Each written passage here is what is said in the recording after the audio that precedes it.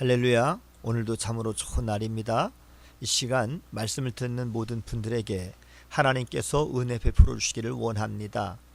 마가복음 2장에서는 예수님께서 가버나움에서 치유 사역을 행하신 후에 세리 레위의 집에서 식사를 하시다가 바리새파 서기관들에게 공격을 받는 이야기가 나오는데요. 오늘 본문인 마가복음 7장에서도 예수님이 게네사렛 땅에서 치유 사역을 감당하신 후에 바리새인과 서기관들에게 공격을 받으셨습니다. 예루살렘에서 온 이 바리새인들과 서기관들은 소위 정통 유대교에 속한 자들이었는데요. 예수님의 제자들 중에 몇 사람이 손을 씻지 않고 식사를 하는 것 때문에 유대교의 규례를 어겼다라고 하는 것으로 예수님께 공격을 해왔습니다. 식사 전에 손을 씻는 것은 단순히 위생을 위한 조치가 아니라 자기 몸에 들어간 음식에 부정한 것이 묻지 않아야 한다는 그러한 생각 때문에 만들어진 종교적 정결의식이었는데요. 그들은 겉으로는 이렇게 철저하게 말씀을 지키는 듯 행세했지만 그러나 실제로는 하나님의 말씀에 기록되어 있지도 않는 것을 지키면서 자신을 깨끗하다고 여기는 그러한 자들이었습니다. 오늘날에도 하루하루 말씀 앞에 충실히 서지 않으면서도 그저 전통만을 내세우고 지키면서 나는 신실한 그리스도인이다 라고 마치 바리새인들이나 서기관들처럼 착각하는 그러한 사람들이 교회 내에도 있을 수 있습니다. 예수님께서 바리새인과 서기관들을 외식하는 자라고 부르시면서 이사야 29장 13절 말씀을 인용하셨습니다. 주께서 이루시되 이 백성이 입으로는 나를 가까이 하며 입술로는 나를 공경하나 그들의 마음은 내게서 멀리 떠났나니 그들이 나를 경외함은 사람의 계명으로 가르침을 받았을 뿐이라 라고 말씀하셨습니다. 예수님께서 고르반이라고 하는 가르침을 예로 드셨는데요.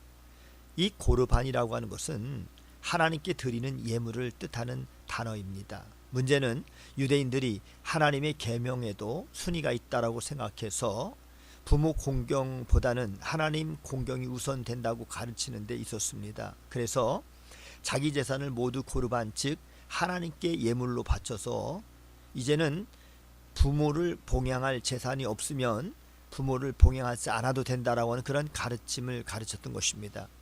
그래서 그 당시 바리새인과 서기관들과 같은 종교 지도자들은 물질에 대한 탐욕에 깔려 있었기 때문에 부모님을 봉양하기 위해서 필요한 예물을 고르반으로 바치게 하였는데요.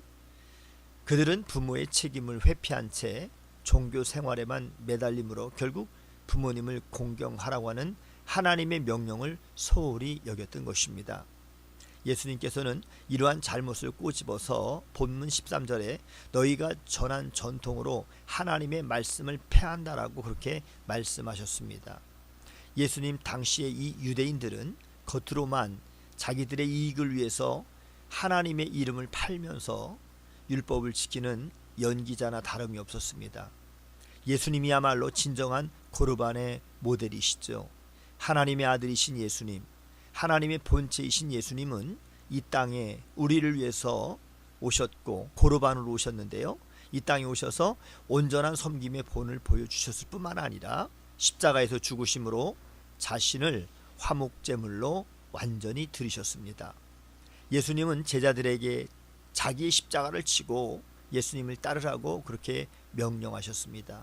예수님께서 친히 십자가를 지시고 하나님께 드려진 바 되신 것처럼 우리도 하나님께 드려지는 온전한 고르반이 되기를 원합니다. 우리의 일부를 드리는 고르반이 아니라 우리의 전부를 다 드리는 고르반으로 하나님을 기쁘시게 해 드려야 하는 것입니다.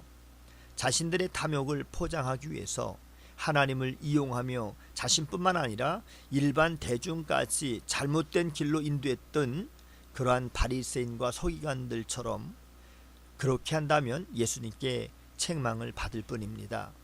진정한 고르반은 예수님을 본받아 우리 전부를 다 주님께 드리는 것입니다. 오늘도 복된 하루 주님 안에서 승리하시고 성공하시는 여러분 모두가 되기를 주님의 이름으로 축복합니다. 샬롬.